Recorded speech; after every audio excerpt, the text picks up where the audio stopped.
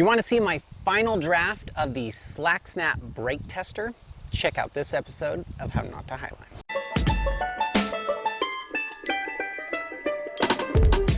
Hi, I'm Ryan Jinks and welcome to my Slack playground where my midline is at. For the last year, I've been tinkering with how to build a brake test machine because any good YouTuber is gonna break stuff in slow motion for their audience. So I saw Cameron Studley had a winch machine, which is supposedly goes up to 8,000 pounds. We tried that and you don't quite get that much strength. They're a pain to use. And when things break, it comes flying at you. Then Jerry told me about a ram puller, a hydraulic pump that will pull a dent out of a car frame or something. Well, it has muscle, but it doesn't have much stroke. So I bought two of them and realized there's still not enough stroke. And then I was like, well, how about I combine the two and I put them in line right here, all on my brake test bed. And I just don't have enough distance between the two trees for me to test anything stretchy. So since my ram pullers didn't have enough stroke to even pull out the slack in the system, I got this 5/8 inch Amsteel Whoopie Sling. That wasn't cheap. So I thought, oh, I could pull the slack out. It still has slack in it. Okay, so then I got creative and I put my winch on this tree, used that big Amsteel I bought, and did a 2-to-1 on my ram puller. Once I got the winch pretty tight, pop, pop, pop, popped the ram puller, and I broke about 36 samples, but it took me 9 hours. And it was a lot of work, and I'm only 6 feet away when I'm breaking stuff because I gotta pump the ram puller. So now let me walk you through $1,500 and a year's worth of work to something that I would consider done-ish. So I have 1/2 inch Amsteel that I made soft shackles out of, and these all supposedly hold 67,000 pounds. Ideally, I don't want too much metal in the system. This dynamometer is rated for 50,000 pounds. It reads pounds, so I end up having to do all my tests in that and convert it to kilonewtons and kilograms later. But everything is on this tree. Now, I don't think 50,000 pounds is going to pull this tree over from the bottom. So I put a frost knot sample here. I've already done all my tests on this, but I wanted to show you how I do this. I don't always want to attach stuff to this point because it's really big. So if you just have, like, this might fit over it. So then I use different connectors, ideally soft shackles. So when this breaks, I don't have any metal, hopefully, hitting my dynamometer. This rope here is supposed to be longer than my sample. Now the reason it's so long now is because my sample will stretch. And ideally, that is supposed to keep my master point and my dynamometer from hitting the tree. But I just did a really strong test and yeah, most of the time it doesn't hit the tree. So I am going to take better care of my dyno now. And now this brings us to our 25,000 pound shackle. It's, I assume, a 5-to-1 safety ratio. So the rare occasion I take this beyond 25,000 pounds, I don't care. And if it broke, that would be really, really cool. Here is my big Whoopie Sling.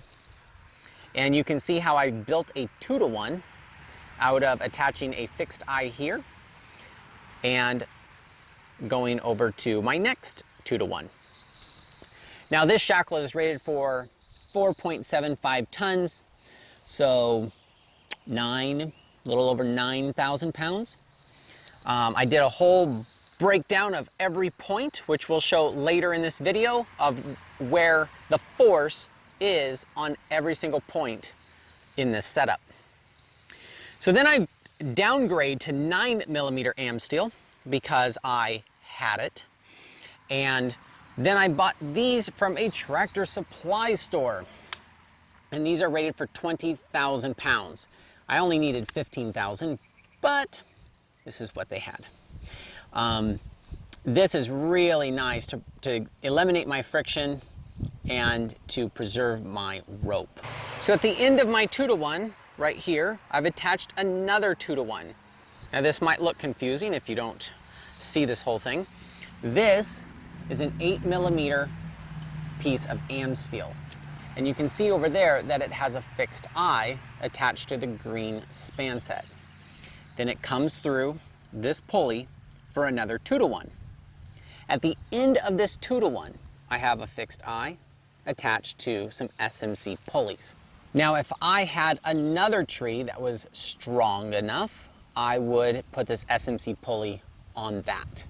But this tree is not seeing very much load, plus it's a pretty big tree.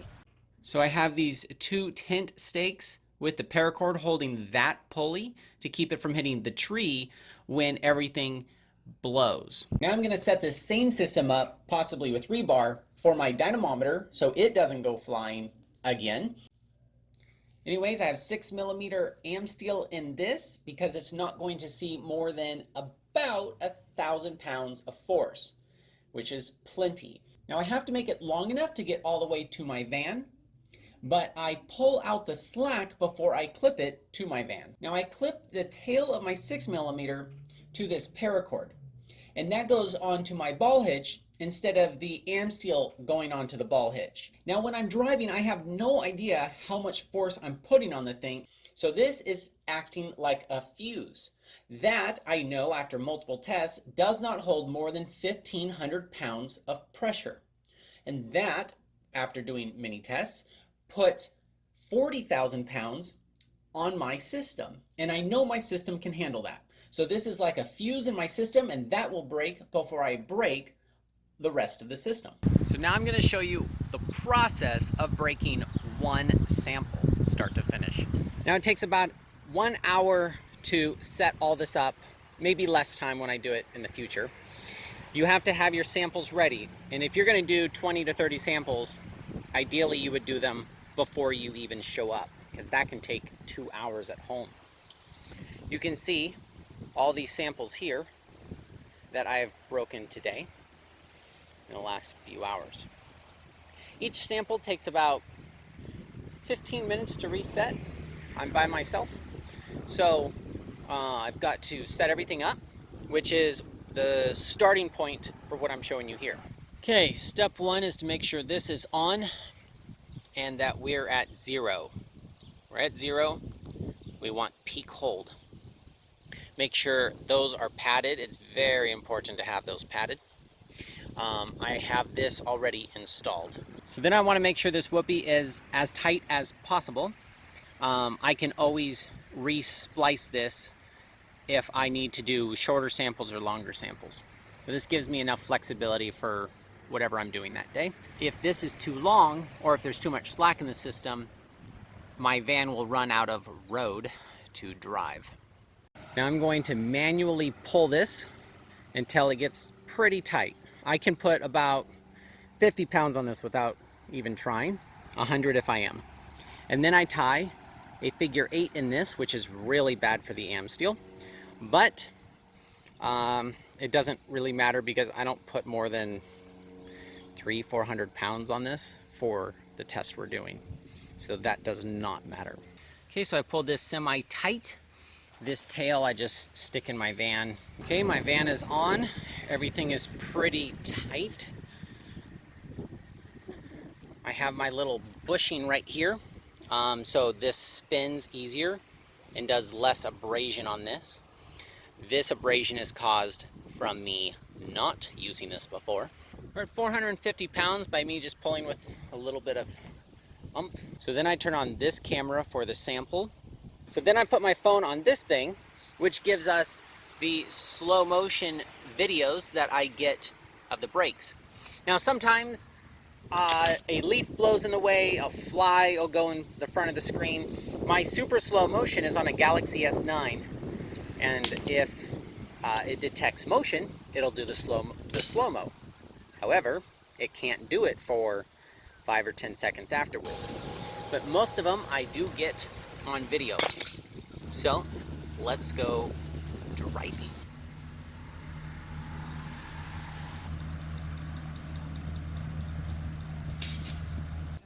Okay, so I unclip that, grab the excess, walk it out of the way in case somebody wants to drive the driveway. You can see here that this pulley did not shift, but you can see how this one gets thrown.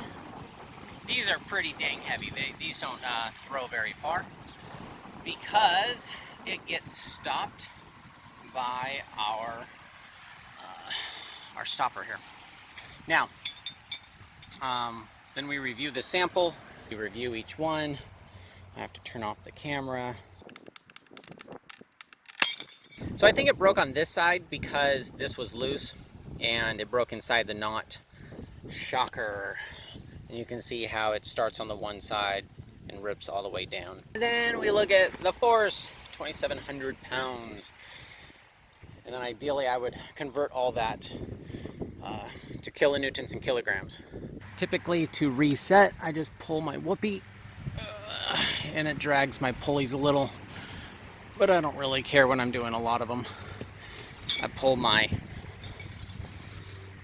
shackle, and then depending on the distance I need, I can adjust it even more to bring those closer. I just add a new sample, pull all this tight, clip it to my van, make sure everything is safe and that the cameras are on and that I've zeroed out my dyno.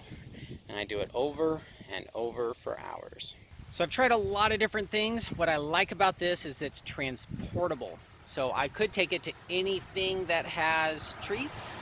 Could I get 50,000 pounds of force out of something if I don't have my van? If you have 3 people pulling, I bet you could get to 15,000 pounds, which breaks a lot of different things, including bolts. So if I'm able to build a strong enough tripod, put one of those big pulleys on it, and pull the rope up and then over, we could probably pull out some bolts. So I wanted to make sure each piece of my equipment was rated for the force I was putting on it. So we put my little dyno, the accurate, small, delicate dyno, on every single point of this brake test machine and built a model of how much percent, roughly, each portion is holding. Okay, we know this dyno is correct. So let's make sure this one is reading accurate-ish. We have 1538 and 1600. Okay, I just pulled it again, a little bit more this time, and we've got 2,220 and 2,250. That's pretty close. We're at 1,098 and 2,550. One more time on the main leg, 1,350,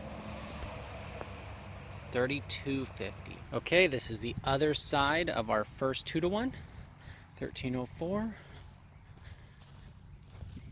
2,100. So this leg here is holding a little bit more than this leg here. One more time, 1,744,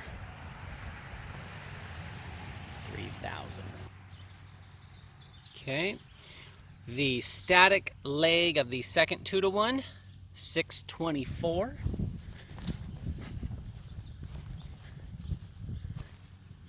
2,550. One more time, it's a little harder this time, is 878, 3,800. Okay, here's the dynamic leg of the second 2-to-1 at 1128. We're at 3,050. A little harder at 1372, and I got to 4,100. Okay, this is the static side of my third 2-to-1 at 640 pounds. And it goes through that pulley and back to this 4-to-1 I have here. But this is the static side. And that was 3,800 pounds. Okay, I pulled a little harder at 716, 4,400 pounds. Okay, the dyno is on the SMC, 444 pounds, 3,200. Pulled a little harder, now it's 600. 4,350. Okay, this is on the other side of my 4-to-1 leg. 592 pounds. Puts us at 3,800. One more time at 790 and at 4,450.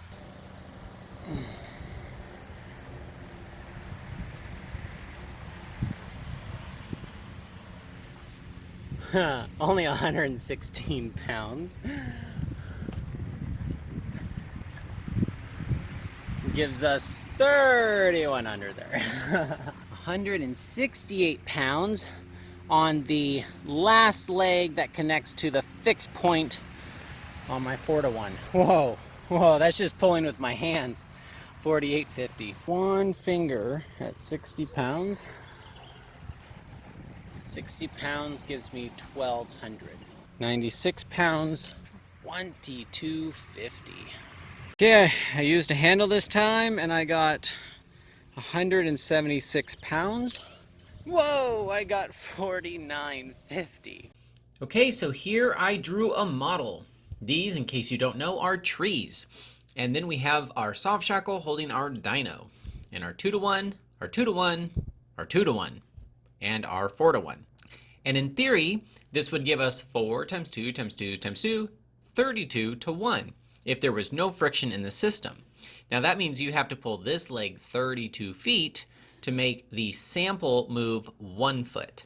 Now the nice part about using AmSteel in all this system is that it does not stretch. So it's just a matter of pulling the slack out of the system in order to get everything tight. Now the example here, if I had no friction, is 100 pounds here would give me 3,200 pounds here. And 1,000 pounds here would give me 32,000 pounds here. And in order to achieve a full 50,000 pounds, I would only need to put on around 1,500 pounds of force. So based on all the measurements we did, I mapped it out here. And here are the forces of all the samples we did, with the small dyno here and the big dyno in comparison. 2 samples per point. And this is all based on A being 100%. Now, the rule of thumb is that dynamometers are more accurate when you get closer to the rating that they're rated for. So if I'm trying to measure something that breaks at 500 pounds of force with something this strong, it could be 100 pounds of force off, which is significant. But the higher the force gets, the more 100 pounds, give or take, is irrelevant. So then we get the percentages off of these numbers. Now it's interesting that B is only about 40%, whereas C is around 60%. And I don't know if that's because this is in the direction of pull or if there's friction here. But this is 24-ish and 36%-ish. And it goes all the way down to here. And you can see all the percentages. Now, why is this important? So I'd like this setup to go up to 50,000 pounds. Now you can never really take things up to their max, but if I did, based on those percentages, point B would have 21,000, point C would have 31,000, and yada yada all the way to the bottom. The leg right here would need to be 2,500 pounds roughly, or 11 kilonewtons, in order to get this to 50,000 pounds. Now my van tow capacity is 10,000 pounds of force. So I have to put that paracord on the tow ball hitch so I don't accidentally pull it too hard. So it's important to check that each point is going to be able to withstand the force. Now this span set has a working load limit of 10,000 pounds of force, and I'm going to put about 21,000 pounds.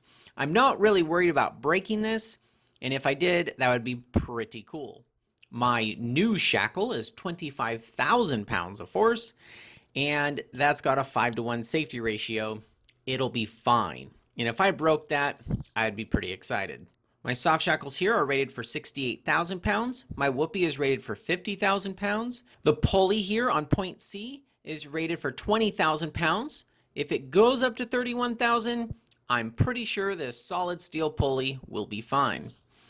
The 9mm AmSteel is 17,000, and D and E is right about at that force. This possibly could break if I were to take this to a full 50,000. This 8mm am steel is going to be around 8,000 pounds of force if I took this to the maximum. But I don't plan on going to the full maximum. However, this might break. So you can see point G is going to be up to around 9,000 pounds, and my SMC pulleys supposedly go up to 10,790 pounds. This would not be very good for my pulleys if I took this to the full load. The am steel here is rated much higher than I need it to, which is important because when you tie knots in it here, it loses a lot of its strength. Now, by putting my fuse in the system, I'm hoping it will prevent me from breaking any one of these points.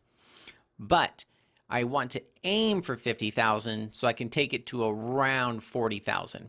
And I feel like all these numbers are safe-ish at 40,000 pounds of force. So remember, the hypothetical mechanical advantage is 32-1. But based on the numbers we actually got, my real-life mechanical advantage with friction is anywhere from 20 to 28-1. So there you have it. That is my SlackSnap brake test machine. Now, it is a journey and not a destination, so I will constantly be improving that setup, but we can break a lot of things with that. Now, we already have about 70 samples broken, and the way we're going to do this is ask a question and show the breaks and then analyze the data. And we're going to make charts. We'll do the conversion to kilonewtons and kilograms. The dynamometer does pounds, and I sure like pounds. So we're just going to have to stick with that during the videos. So the main focus here on SlackSnap, besides breaking really strong things, is to analyze the data we get. Now, we'll do different kinds of tests where it's just break things that have already been thoroughly tested and then discuss our results compared to the breaks that have already been done. But then we'll break stuff that hasn't been broken before and might do like 5 samples of each one about those and see why we're getting the results. But I really want to discuss and have a conversation with you guys about why things are doing what they're doing. For example, I'm noticing that all my ropes and webbings are breaking much lower than the minimum breaking strength because they're tested in this perfect environment with perfect diverters, and the moment you tie a knot in them or put them in a web lock, it drastically lowers their strength. Whereas metal, when it says a minimum breaking strength, you're using it in the same way they tested it. And so we're getting higher results than the MBS. So please put in the comments below a question of what you want to see broken. For example, what is stronger, an 8mm soft shackle or a stainless steel bow shackle? Or how many bar tacks does it take to make a sew-in loop stronger than the webbing? So if you have ideas like that, please put them in the comments below. So is this a good time to bring up my Patreon account? I am not trying to make a living doing this channel. And no, YouTube does not pay me. So your $1 per episode would really help because I'm doing things like this. So please consider donating $1 Stoke dollar per episode. By doing that, you're not supporting me unless I'm continuing to create content. So I operate this channel pretty lean. If I paid $30 for some brake test place to do these tests for me, I may not be able to film them like I'd want, and it would have cost me over $2,000 for what I've already done. And I plan on doing several hundred more tests. But as cheap as I try to run this, it still costs money, and if you really like watching this channel, I really appreciate anything you can do. Now, if you're going to do a sport where your life depends on gear, you might be tempted to spend a lot of time and money brake testing things. Therefore, you shouldn't highline.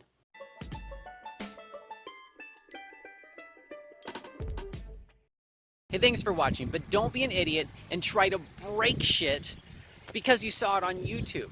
Just put in the comments below what you want to see broken, and I'll do it for you. This stuff can go flying, it can jack things up, and it can cost you a hell of a lot of money.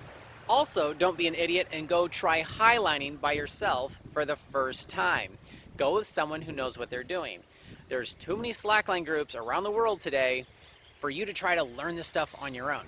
And you're in luck. Kim organized 1,300 Facebook groups of all the slackline groups around the world. So go to slackademics.com and check that out. But until you get the chance to go with someone who knows what they're doing, watch our other videos and don't forget to subscribe.